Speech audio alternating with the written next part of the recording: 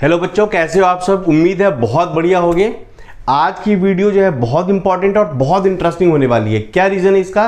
क्योंकि ये जो केमिस्ट्री का पहला चैप्टर है, केमिकल रिएक्शन एंड इक्वेशन, ये पूरा का पूरा चैप्टर मैं इसी वीडियो में कवर करने वाला हूं। और देखिए, ये जो चैप्टर है ये ऐसा नहीं कि बहुत नया है या इसके बारे में हमें कुछ पता नहीं है। केमिकल रिएक्शन वर्ड जो है ये सुनने में नया है, लेकिन हमारे आसपास क्या हो रहा है ध्यान से आप समझिए, ध्यान से देखिए। केमिकल रिएक्शन ही तो बहुत चीजें हैं, जैसे आयरन के गेट पे जो रस्टिंग हो रही है, ब्राउन कलर का जो उस पर लेयर आ जाता है, क्या है वो? केमिकल रिएक्शन ही तो है। मैग्नीशियम की रिबन को जब आप बर्न करते हो तो व्हाइट कलर का ऐश बनता है, वो क्या है? केमिकल रिएक्शन ही तो है। और जो कंपाउंड वहां बन रहा है वो क्या है? Magnesium oxide. तो ऐसा नहीं है कोई हवा हो गया केमिकल रिएक्शन। केमिकल रिएक्शन हमारे आसपास हो रहा है, लगातार हो रहा है।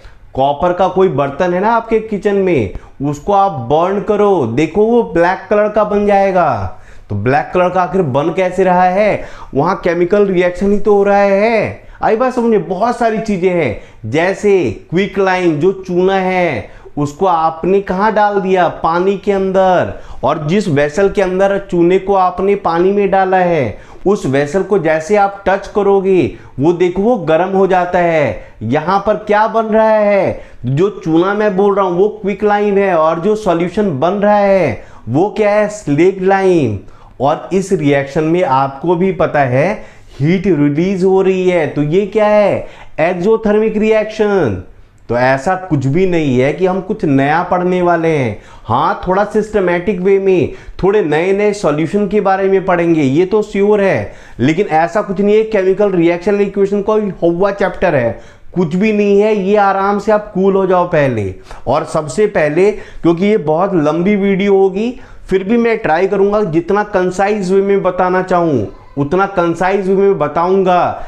एकदम शॉर्ट में मैं ट्राई करूंगा कवर कर दूं। फिर भी आप जो है एक रजिस्टर और एक पेन लेके आराम से तसल्ली से बैठ जाओ, क्योंकि पूरा का पूरा चैप्टर आपको इसी वीडियो में मिलने वाला है। अब आते हैं चैप्टर पे, क्या है? Chemical reaction. देखिए, 10th में जब आप आ गए हैं तो मैम आपको बार बार ही लैब के अंदर लेकर जाएंगी, आई बात समझ में, और वहां पर आप कुछ न कुछ केमिकल रिएक्शन करेंगे। तो सबसे पहली बात, जो आप केमिकल रिएक्शन कर रहे हैं वो किस तरह का चेंज है? तो केमिकल चेंज होगा। क्यों केमिकल चेंज होगा? क्योंकि वहां कुछ न कुछ नया सब्सटेंस बन रहा है। एक दूसरा एक और चेंज होता है, वो क्या है? Physical change. फिजिकल चेंज में कोई भी नया सब्सटेंस नहीं बनता है, आ रहा समझ में? और जो फिजिकल चेंज है वो क्या होता है? रिवर्सिबल। और जो केमिकल चेंज होता है वो क्या होता है? इरिवर्सिबल। इसमें ओरिजिनल सब्सटेंस की प्रॉपर्टी केमिकल चेंज में एकदम क्या हो जाती है? चेंज। फिजिकल चेंज में बस फिजिक चेंज होता है। फिजिक मतलब उसका जो अपीयरेंस है वो चेंज होता है। जैसे वाटर आप ले लो एग्जांपल में, वाटर में क्या होता है? वाटर लिक्विड के भी फॉर्म में होता है, गैस के भी फॉर्म में होता है, स्टीम के फॉर्म में, और आइस के फॉर्म में भी, यानी सॉलिड फॉर्म में भी होता है। लेकिन अगर ये जो तीनों फॉर्म है इनकी मैं अगर बात करूं तो इनकी केमिकल प्रॉपर्टी सेम होती है। तो यहां पर जो स्टीम के फॉर्म में है, या वाटर लिक्विड के फॉर्म में है, या आइस के फॉर्म में जो वाटर है, ये क्या है? Physical change. आ रहा समझ में? अगर आपने पेपर को मोड़ दिया तो ये क्या हो गया? Physical change. लेकिन अगर आपने पेपर को जला दिया, जो राख बन गया, ऐश बन गया, वहां दोबारा आप ऐश से पेपर ला सकते हो क्या? नहीं। तो ये क्या हो गया? Chemical change.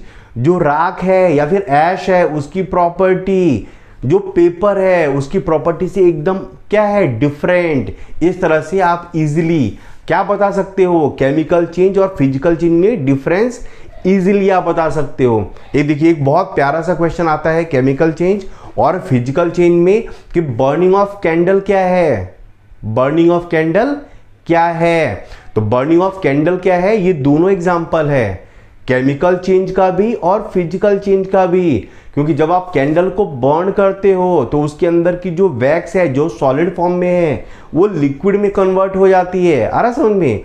और जो वैक्स का कुछ पार्ट ऐसा होता है जो ऑक्सीजन के प्रेजेंस में बर्न होकर कार्बन डाइऑक्साइड में कन्वर्ट हो जाता है, यहां पर वो क्या हो गया, केमिकल चेंज, क्योंकि कार्बन डाइऑक्साइड को वापस आप वैक्स में कन्वर्ट नहीं कर सकते। छोटे छोटे ऐसे क्वेश्चंस आ जाते हैं, बट ये इस चैप्टर का उतना ज़्यादा इंपॉर्टेंट पार्ट नहीं है। अब जो इंपॉर्टेंट पार्ट है उसमें मैं एंटर करने वाला हूं।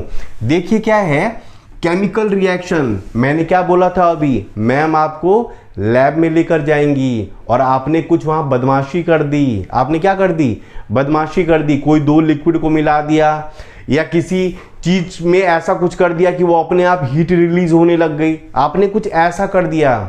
तो आपको कैसे पता चलेगा कि जो आपने किया है वो केमिकल रिएक्शन हो रहा है या फिर नहीं हो रहा है। तो कुछ क्राइटेरिया है, कुछ क्या है क्राइटेरिया, जिसके बेस पे आप आइडेंटिफाई कर सकते हो कि जो भी आप कर रहे हो उससे केमिकल रिएक्शन हो रहा है या फिर नहीं हो रहा है। तो पहला जो आइडेंटिफाई जिस क्राइटेरिया से आप कर सकते हो वो क्या है, change in state. Change in state ऐसा चीज है जिसको ऑब्जर्व करके आप कह सकते हो yes the chemical reaction has taken place. तो पहला पॉइंट आप नोट कर लो, चेंज इन स्टेट, ये बड़ा इंपॉर्टेंट है, चेंज इन स्टेट।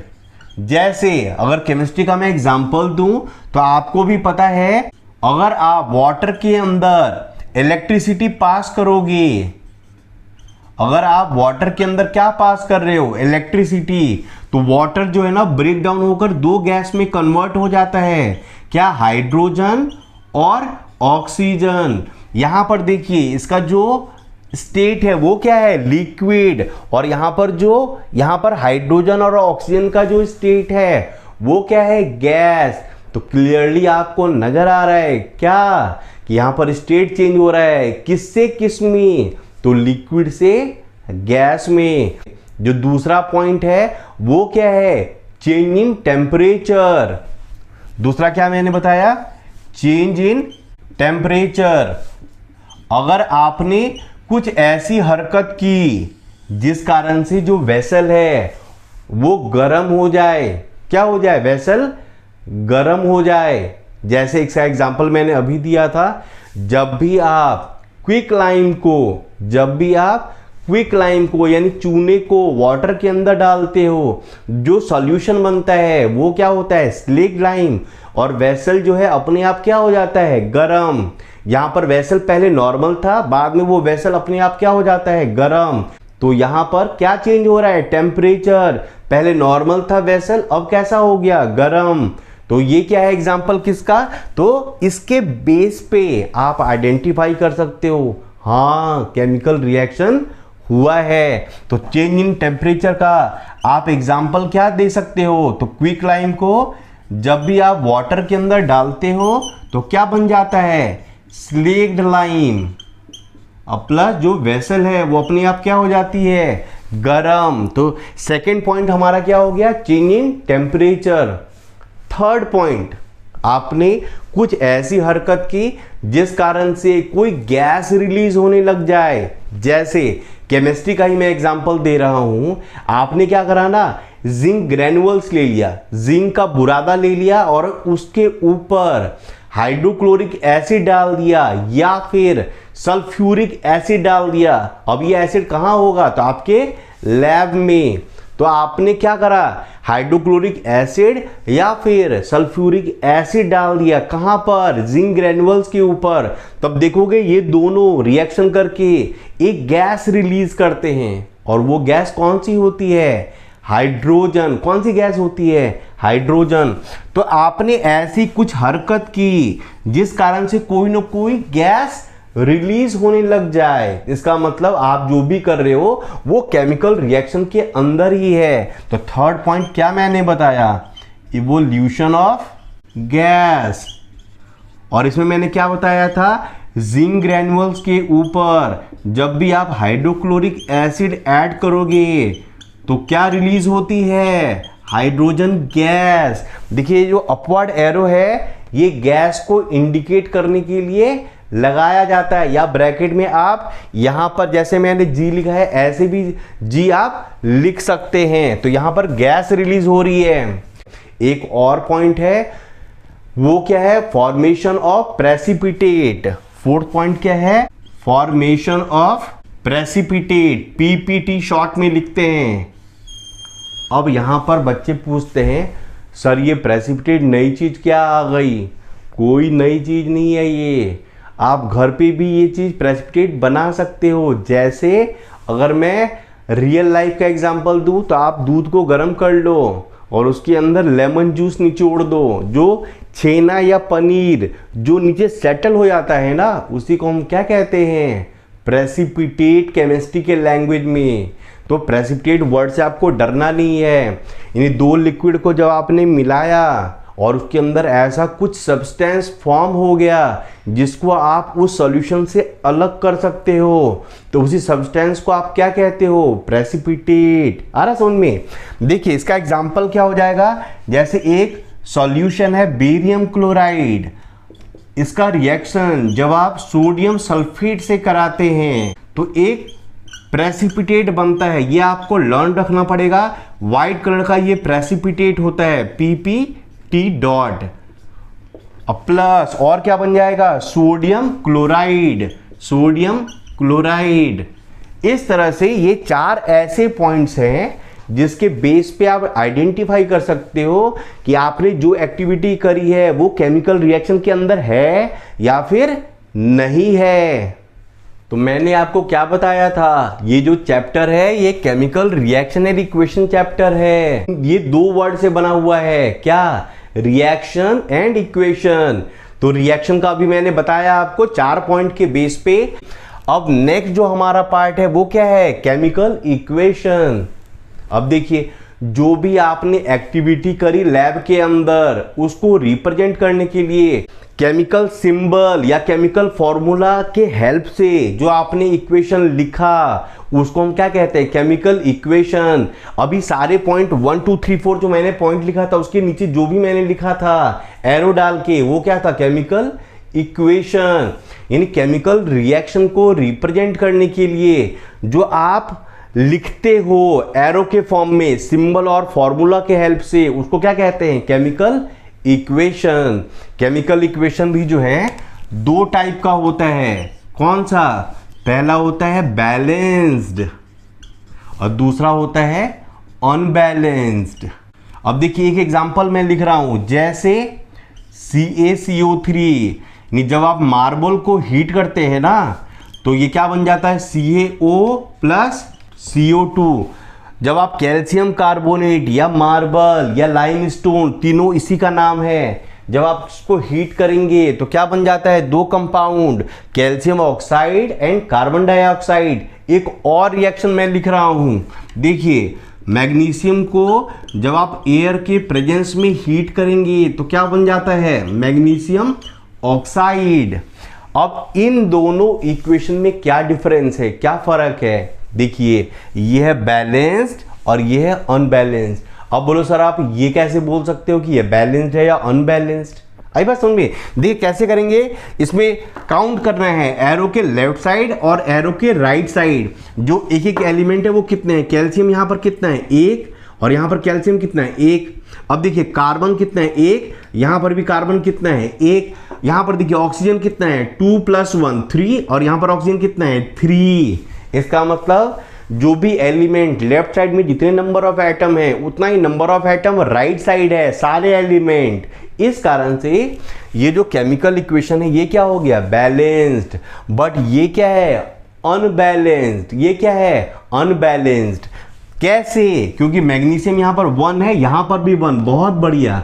लेकिन यहाँ पर ऑक्सीजन कितना एटम है, 1 एटम। यहाँ पर ऑक्सीजन कितना एटम है, 2 एटम। तो ये हो गया ना अनइक्वल। इस कारण से ये जो केमिकल इक्वेशन है ये क्या हो गया, अनबैलेंस्ड।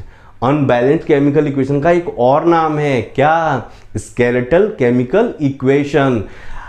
तो केमिकल इक्वेशन को बैलेंस करने के लिए ये जो मैं ऐसे कर रहा हूं ना, इसके अंदर आप कुछ नहीं लिख सकते। इसको बैलेंस करने के लिए ये जो मैंने ब्रैकेट बनाया है ना, वैसे आप ब्रैकेट बनाना मत, ये प्रैक्टिस करने के लिए बनाया जाता है। इसके लेफ्ट साइड ही कुछ ना कुछ लिख सकते हैं। जैसे ऑक्सीजन 2 है ना, तो 2 करने के लिए मैं यहां पर 2 लिख दूंगा, तो ये क्या हो गया, ऑक्सीजन 2 हो गया। बट इससे मैग्नीशियम का जो नंबर है वो भी चेंज हो गया, कितना हो गया, 2। तो इस मैग्नीशियम के नंबर को बैलेंस करने के लिए मैं यहां पर क्या लगा दूंगा, 2। अब ये जो केमिकल इक्वेशन है ये क्या हो गया, बैलेंस्ड। अब क्या हो गया, बैलेंस्ड। अब मैं क्या बताने वाला हूं, इस चैप्टर का बहुत इंपॉर्टेंट टॉपिक है ये। तो types of chemical reaction. Chemical reaction में बहुत टाइप के होते हैं, जैसे combination reaction, decomposition reaction, displacement, double displacement, precipitation, exothermic and endothermic. इसके अलावा एक और होता है, वो है रिडॉक्स रिएक्शन। वो अच्छी तरह से मैं इसके जस्ट बाद पढ़ाऊंगा। देखिए जो कॉम्बिनेशन रिएक्शन है, जैसा नाम से ही क्लियर है, इसका जो जनरल इक्वेशन होता है वो होता है a + b = is arrow A B. क्या है, तो होता है वो कॉम्बिनेशन रिएक्शन का जो जनरल इक्वेशन है वो क्या है, a + b arrow A B.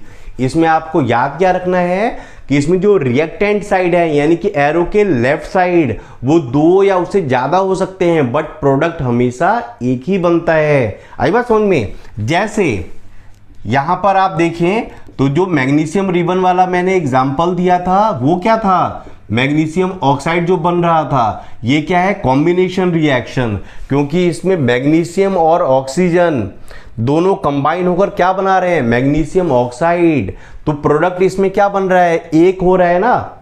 जो प्रोडक्ट का नंबर है वो कितना है, 1। तो मैंने क्या बताया था, प्रोडक्ट हमेशा 1 होगा, बट जो रिएक्टेंट है वो 2 या उससे ज्यादा हो सकते हैं। डिकम्पोजिशन रिएक्शन, जैसा कि नाम से ही क्लियर है, इसमें एक जो कॉम्प्लेक्स सब्सटेंस है, एक जो कंपाउंड है, वो ब्रेक होकर 2 और मोर सब्सटेंस में कन्वर्ट हो जाता है। तो इसमें आपको याद क्या रखना है, इसमें जो रिएक्टेंट है वो 1 होता है। इसका ऑपोजिट है डिकम्पोजिशन रिएक्शन। क्यों, कॉम्बिनेशन रिएक्शन में जो सब्सटेंस हैं वो कंबाइन होते हैं, डिकम्पोजिशन रिएक्शन में एक जो सब्सटेंस है वो ब्रेक हो जाता है। तो इसका एग्जांपल क्या होगा, तो CaCO3। आई बात समझ में। ये जो CaCO3 है वो ब्रेक होकर किस में कन्वर्ट हो गया, तो CaO और CO2 में। अब देखिए डिकम्पोजिशन रिएक्शन के अंदर भी 3 टाइप होते हैं। कौन सा, पहला होता है थर्मल डिकम्पोजिशन, दूसरा होता है इलेक्ट्रोलिसिस और तीसरा होता है फोटोलिसिस। क्यों, क्योंकि देखिए डिकम्पोजिशन रिएक्शन में मैंने क्या अभी समझाया कि डिकम्पोजिशन रिएक्शन किसे कहते हैं, तो एक जो सब्सटेंस है वो ब्रेक होकर 2 और मोर सब्सटेंस में कन्वर्ट हो जाता है। लेकिन वो वैसे थोड़ी ब्रेक हो जाएगा, उसको ब्रेक करने के लिए कोई ना कोई एक्सटर्नल सोर्स ऑफ एनर्जी देनी पड़ेगी। तो एक्सटर्नल सोर्स ऑफ एनर्जी किस फॉर्म में होगी, या तो हीट के फॉर्म में, या सनलाइट के फॉर्म में, या फिर इलेक्ट्रिसिटी के फॉर्म में। आई बात समझ में। तो ये जो है ये हीट का, अगर मैंने ट्रायंगल लगाया है ना, इसका मतलब क्या हुआ कि ये जो सब्सटेंस है ना, इसको मैंने हीट करा है। इसी तरह से जो मैंने वाटर वाला एग्जाम्पल दिया था, 2H2O एरो 2H2 + O2, ये इलेक्ट्रोलिसिस का एग्जाम्पल हो जाएगा। और जो तीसरा मैंने फॉर्म ऑफ एनर्जी क्या बोला था, सनलाइट के अंदर रखने से भी कोई जो सब्सटेंस है वो ब्रेक हो जाता है। इसका एग्जाम्पल क्या हो जाएगा, तो 2AgCl यानी सिल्वर क्लोराइड को जब आप सनलाइट में रखेंगे तो क्या हो जाएगा, 2Ag + Cl2। ये बड़ा इंपॉर्टेंट क्वेश्चन है। क्यों, क्योंकि ये आपके एक्टिविटी में गिवन है और ये ऐसा रिएक्शन है जो आप ब्लैक एंड व्हाइट फोटोग्राफी के अंदर यूज करते हैं। अब मैं थर्ड रिएक्शन पे आ रहा हूं, डिस्प्लेसमेंट। नाम से ही क्लियर है, ये ऐसा रिएक्शन है जिसके अंदर एक ज्यादा रिएक्टिव जो एलिमेंट है वो लेस रिएक्टिव एलिमेंट को डिस्प्लेस कर देता है। जैसे अगर आप आयरन नील को कॉपर सल्फेट सॉल्यूशन के अंदर डालेंगे, अरे समझ में, आपने क्या करा, आयरन नील को कॉपर सल्फेट सॉल्यूशन के अंदर डाल दिया और इसका जो कलर है वो कैसा होता है, ब्लू। तो थोड़ी देर के बाद आप क्या ऑब्जर्व करेंगे कि जो इसका जो ब्लू कलर है वो फेड हो गया और आयरन के ऊपर एक ब्राउन कलर की लेयर आ गई और वो लेयर का केमिकल फॉर्मूला क्या होगा, आयरन सल्फेट। देखिए तो इसमें फॉर्मूला क्या बन जाएगा, FeSO4 + Cu। देखिए इसमें जो है आयरन ने इसको डिस्प्लेस क्यों करा, क्योंकि आयरन जो है वो कॉपर से ज़्यादा रिएक्टिव होता है। अब बच्चे क्वेश्चन क्या पूछेंगे, सर मुझे कैसे पता चलेगा कि कौन सा एलिमेंट ज़्यादा रिएक्टिव है और कौन सा एलिमेंट लेस रिएक्टिव है। तो मेटल नॉन मेटल चैप्टर आप टर्न करिए, वहाँ पर रिएक्टिविटी सीरीज गिवन है। तो वहाँ पर रिएक्टिविटी सीरीज में जो ऊपर वाले मेटल है ना वो ज़्यादा रिएक्टिव होते हैं और नीचे वाले जो मेटल होते हैं वो लेस रिएक्टिव होते हैं। तो आप जब देखेंगे ना, आयरन जो है वो ऊपर होता है एज कंपेयर टू Cu, इस कारण से आयरन जो है वो ज़्यादा रिएक्टिव है कॉपर से। आई बात समझ में। अब है डबल डिस्प्लेसमेंट, इसका मैंने आपको एग्जांपल बताया था क्या, बेरियम क्लोराइड सॉल्यूशन और सोडियम सल्फेट सॉल्यूशन को जब आप मिक्स करते हैं तो क्या बनता है, बेरियम सल्फेट का वाइट कलर का प्रेसिपिटेट और सोडियम क्लोराइड। आई बात समझ में। तो ये जो रिएक्शन है ये क्या हो गया, डबल डिस्प्लेसमेंट। कैसे पता चला ये डबल डिस्प्लेसमेंट है, क्योंकि बेरियम और सोडियम दोनों ने एक दूसरे को क्या कर दिया है, डिस्प्लेस, दोनों ने एक दूसरे को डिस्प्लेस करा है। इस कारण से इसको हम डबल डिस्प्लेसमेंट रिएक्शन भी बोलते हैं। सेम यही जो रिएक्शन है ना, ये आपका एग्जाम्पल किसका हो जाएगा, तो नेक्स्ट वाले का, दैट इज प्रेसिपिटेशन रिएक्शन। क्यों, क्योंकि इसमें बेरियम सल्फेट का वाइट कलर का प्रेसिपिटेट फॉर्म हो रहा है। तो ऐसा कोई भी रिएक्शन जिसके अंदर एक इनसॉल्युबल सब्सटेंस फॉर्म हो, उस रिएक्शन को हम क्या बोलते हैं, प्रेसिपिटेशन रिएक्शन। क्योंकि वो जो इनसॉल्युबल सब्सटेंस है उसी को प्रेसिपिटेट बोला जाता है। अगर अभी तक अगर आप वीडियो में बने हुए हैं तो मैं आपको बोलूंगा आप जरूर जो है इस चैनल को सब्सक्राइब कर लें और बेल आइकन प्रेस कर दें, क्योंकि आने वाले टाइम में काफ़ी अच्छी अच्छी वीडियोस मैं आपके लिए लेकर आने वाला हूं। चलिए आगे हम बढ़ते हैं। नेक्स्ट हमारा क्या है, एक्सोथर्मिक रिएक्शन। तो एक्सोथर्मिक रिएक्शन जैसा कि नाम से ही क्लियर है, ऐसा कोई भी रिएक्शन जिसमें अपने आप हीट रिलीज होती है उसको हम क्या कहते हैं, एक्सोथर्मिक रिएक्शन। जैसे क्विक लाइम को जब आप पानी में डालेंगे तो क्या होता है, स्नेक लाइम बन जाता है, CaOH होल ट्वाइस फॉर्म हो जाता है और हीट रिलीज होती है। इस कारण से इस रिएक्शन को हम क्या कहते हैं, एक्सोथर्मिक रिएक्शन, क्योंकि हीट रिलीज हो रही है। एंडोथर्मिक रिएक्शन किसे कहते हैं, ऐसा कोई भी रिएक्शन जो बिना हीट दिए हो ही नहीं सकता। जैसे जब तक आप उसको हीट नहीं करेंगे तब तक वो रिएक्शन होगा ही नहीं। जैसे मम्मी जो किचन के अंदर चावल बनाती है ना, पानी के अंदर डाल के फिर वो उसको बॉईल करती है, वो क्या है, एंडोथर्मिक रिएक्शन। जब तक उसको बॉईल नहीं करा जाएगा चावल बनेगा ही नहीं। और यहाँ पर ये वाला जो एग्जाम्पल है ये एंडोथर्मिक रिएक्शन का ही एग्जाम्पल हो जाएगा। क्यों, क्योंकि आपने यहाँ पर कैल्शियम कार्बोनेट को हीट करा है। अगर आप हीट नहीं करेंगे तो कैल्शियम ऑक्साइड और कार्बन डाइऑक्साइड गैस रिलीज नहीं होगी। अब देखिए जो next type of chemical reaction है वो क्या है, रिडॉक्स रिएक्शन। क्या है वो, रिडॉक्स रिएक्शन। देखिए ये दो वर्ड से मिलके बना हुआ है, एक है RED और दूसरा है OX। RED से क्या हो गया, रिडक्शन, और दूसरा क्या है, OX से क्या हो गया, ऑक्सीडेशन। आ रहा समझ में। अब देखिए ऑक्सीडेशन रिडक्शन जो है हमारे चारों तरफ बहुत ज्यादा ऑक्सीडेशन रिडक्शन प्रोसेस होता रहता है। जैसे पेपर का जलना, पेपर का जलना भी क्या है, ऑक्सीडेशन रिएक्शन। जो मैंने बोला था मैग्नीशियम रिबन को जब आप बर्न करते हो तो वो मैग्नीशियम रिबन जो है व्हाइट कलर के पाउडर में कन्वर्ट हो जाता है, दैट इज मैग्नीशियम ऑक्साइड। ये भी क्या है, ऑक्सीडेशन रिएक्शन। बहुत सारे एग्जांपल्स होते हैं, जैसे रस्टिंग ऑफ आयरन, ये भी किसका एग्जांपल है, तो ऑक्सीडेशन रिएक्शन। अब देखिए इसमें क्वेश्चन क्या आता है, नॉर्मली मैं आपको बताऊं कि एक इक्वेशन दिया रहेगा और आपको क्या बताना होगा, name the substance oxidise and substance reduce. जैसे यहां पर देखिए CuO प्लस H2, ये रिएक्शन दिया रहेगा Cu प्लस H2O, ऐसा इक्वेशन दिया रहेगा और आपसे पूछा जाएगा कि नेम द सब्सटेंस ऑक्सीडाइज और सब्सटेंस रिड्यूस्ड। तो आपको बताना होगा कि इसमें कौन सा सब्सटेंस ऑक्सीडाइज हो रहा है और कौन सा सब्सटेंस रिड्यूस हो रहा है। तो उसके लिए मैं आपको कॉन्सेप्ट बता रहा हूं ऑक्सीडेशन और रिडक्शन का।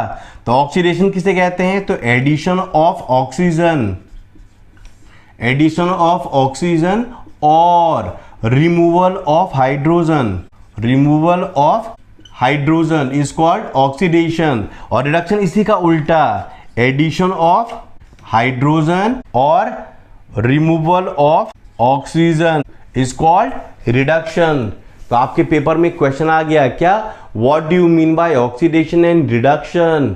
तो ऑक्सीडेशन किसे कहते हैं, तो एडिशन ऑफ ऑक्सीजन और removal of hydrogen is called oxidation. इसी का उल्टा, एडिशन ऑफ हाइड्रोजन और removal of oxygen is called reduction. और रिडॉक्स रिएक्शन फिर किसे कहते हैं, तो ऐसा कोई भी रिएक्शन जिसके अंदर ऑक्सीडेशन और रिडक्शन दोनों साइमल्टेनियसली हो, उस रिएक्शन को हम क्या कहते हैं, रिडॉक्स रिएक्शन। जैसे इस वाले इक्वेशन में आपसे पूछा जाएगा कि कौन सा सब्सटेंस ऑक्सीडाइज हो रहा है और कौन सा सब्सटेंस रिड्यूस हो रहा है, तो आपका आंसर क्या होगा। देखिए यहां पर Cu यहां पर है और Cu यहां पर है, तो आपको यह देखना पड़ेगा कि इस Cu वाले कंपाउंड में, यानी रिएक्टेंट साइड जो कंपाउंड है, इसके अंदर क्या चेंज हो रहा है। तो यहां पर ऑक्सीजन है और यहां पर ऑक्सीजन नहीं है। इसका क्या मतलब हुआ, रिमूवल ऑफ ऑक्सीजन। अब देखिए रिमूवल ऑफ ऑक्सीजन कहां लिखा हुआ है, तो यहां पर लिखा हुआ है। तो removal of oxygen is called reduction. इसका मतलब क्या हुआ कि जो सब्सटेंस रिड्यूस्ड हो रहा है वो कौन सा है, तो CuO। और जो दूसरा रिएक्टेंट बच गया उसमें ज्यादा दिमाग लगाने की जरूरत नहीं है, वो हो जाएगा सब्सटेंस ऑक्सीडाइज्ड। आपको मैं एक और बात बता रहा हूं, जो सब्सटेंस रिड्यूस्ड होता है ना, इसे हम कहते हैं ऑक्सीडाइजिंग एजेंट। तो दूसरे तरह से आपका ये क्वेश्चन क्या आ सकता है, name the oxidising agent and reducing agent. तो जो सब्सटेंस ऑक्सीडाइज होता है वो क्या होता है, रिड्यूसिंग एजेंट। उल्टा आप याद रखना, यानी कि यहां पर ये क्या हो जाएगा, ऑक्सीडाइजिंग एजेंट। क्यों, क्योंकि ये जो सब्सटेंस है ये रिड्यूस हो रहा है, और जो सब्सटेंस ऑक्सीडाइज यानी हाइड्रोजन जो है ये क्या हो जाएगा, रिड्यूसिंग एजेंट। इसके अलावा एक टॉपिक है इसमें जिसको हम क्या कहते हैं, रेंसिडिटी। क्या कहते हैं, रेंसिडिटी। ये जो है ये ऑक्सीडेशन रिएक्शन का ही एक एक्सटेंडेड फॉर्म है।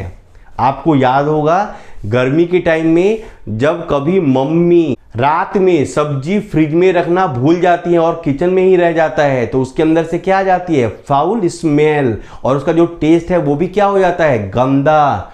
तो आप टेक्निकली क्या कह सकते हैं कि जो सब्जी है वो क्या हो गई, रेंसिड। तो ध्यान से समझिए, इसके अंदर जो प्रोसेस हुआ ना, इसी को हम क्या कहते हैं, रेंसिडिटी। तो जो सब्जी है ना उसके अंदर जो ऑयल और फैटी जो सब्सटेंस हैं वो एयर के ऑक्सीजन से रिएक्शन कर लेते हैं और फाउल स्मेल प्रोड्यूस करते हैं, और उनका जो टेस्ट है वो क्या हो जाता है, अनप्लेजेंट। तो इसी प्रोसेस को हम क्या कहते हैं, रेंसिडिटी। रेंसिडिटी का क्या डेफिनेशन होगा, तो द एरियल ऑक्सीडेशन, यानी कि एयर के अंदर जो ऑक्सीजन है उसका reaction, the aerial oxidation of fats and oils marked by unpleasant smell and taste is called rancidity. तो रेंसिडिटी से प्रिवेंट करने के लिए हम क्या करते हैं, यानी सब्जी को गंदे होने से बचाने के लिए हम क्या करते हैं, नॉर्मली फ्रिज के अंदर रखते हैं, या फिर आपने देखा होगा लेज के जो चिप्स आते हैं वो पूरा उसके अंदर जो गैस भरी रहती है वो अनरिएक्टिव होती है, या फिर एयर टाइट कंटेनर के अंदर रख देते हैं। या फिर एक और प्रोसेस है, जैसे आप गए स्वीट्स के दुकान पे और वहां से रसगुल्ला खरीद के ले आए, और उस रसगुल्ले को आप 2 दिन के बाद खाओ, एकदम टेस्ट उसका एकदम खट्टा हो जाएगा, एकदम बेकार। लेकिन हल्दीराम का जो रसगुल्ला है या कोई भी जो ब्रांडेड रसगुल्ला है जो टिन कैन के अंदर पैक होकर आता है, उसको आप 6-6 महीने तक खा सकते हो। तो क्या रीजन है इसका, तो उसके अंदर ऐसा केमिकल डाल दिया जाता है जो उस रसगुल्ले को यानी कि फूड आइटम को एयर के ऑक्सीजन से रिएक्शन करने से रोकता है। तो उस केमिकल सब्सटेंस को हम क्या कहते हैं, एंटी ऑक्सीडेंट। तो आप जो फूड आइटम है उसके अंदर एंटी ऑक्सीडेंट डाल के भी उसको रेंसिड होने से बचा सकते हो। आई बात समझिए। तो ये 3-4 प्रोसेस है जिनके हेल्प से आप किसी भी फूड आइटम को रेंसिड यानी कि खराब होने से प्रिवेंट कर सकते हो। ये पूरा का पूरा चैप्टर मैंने बहुत आराम से फ्लो में कवर करवा दिया है। उम्मीद है आपको बहुत बढ़िया लगा होगा। अगर आप न्यू व्यूअर हैं जरूर मेरे चैनल को सब्सक्राइब करें और आपको ये वीडियो कैसी लगी आप जरूर मुझे कमेंट करके बताएं।